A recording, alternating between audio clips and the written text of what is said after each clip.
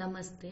ಇವತ್ತಿನ ಈ ಒಂದು ವಿಡಿಯೋದಲ್ಲಿ ನಾನು ತಿಳಿಸ್ಬೇಕಂತ ಇರೋದು ಆಟೋಮೆಟಿಕ್ ಡಾಟಾ ಎಂಟ್ರಿಯನ್ನು ಎಕ್ಸೆಲಲ್ಲಿ ಶಾರ್ಟ್ಕಟ್ ಕೀ ಮೂಲಕ ಯಾವ ರೀತಿಯಾಗಿ ಮಾಡಬೇಕು ಅನ್ನೋದ್ರ ಬಗ್ಗೆ. ಸೊ ಮೊದಲನೇದಾಗಿ ನಾನಿಲ್ಲಿ ಹೆಡ್ಡಿಂಗ್ಸನ್ನು ಬರ್ಕೊಂಡಿದ್ದೀನಿ. ಸೊ ಈ ಹೆಡ್ಡಿಂಗ್ಸನ್ನು ನಾನು ಸೆಲೆಕ್ಟ್ ಮಾಡ್ಕೊತಾ ಇದ್ದೀನಿ.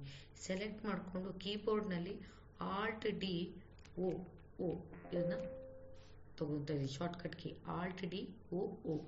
ಸೊ ಸೆಲೆಕ್ಟ್ ಮಾಡಿಕೊಂಡು ಓಕೆ ಕೊಡ್ತಾ ಇದ್ದೀನಿ. ಓಕೆ ಆದ ತಕ್ಷಣ ಇಲ್ಲಿ ನೋಡಿ ನಾವು ಏನೇನು ಟೈಪ್ ಮಾಡಿ ಇಟ್ಕೊಂಡಿದ್ದೀವಲ್ಲ ಇಲ್ಲಿ ಕಂಟೆಂಟ್ ಆಗಿ ಕನ್ವರ್ಟ್ ಆಗುತ್ತೆ. ಸೊ ಇಲ್ಲಿ ನಾವೀಗ ಡಾಟಾವನ್ನು ಎಂಟ್ರಿ ಮಾಡ್ಬೋದು ನೋಡಿ.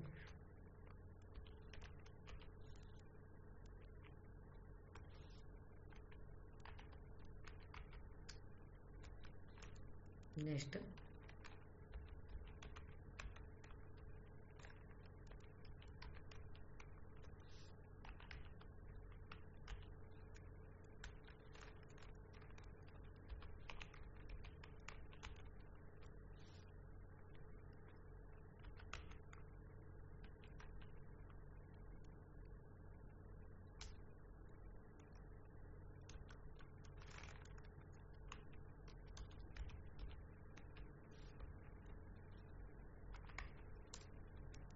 ನೋಡಿ ಈ ರೀತಿಯಾಗಿ.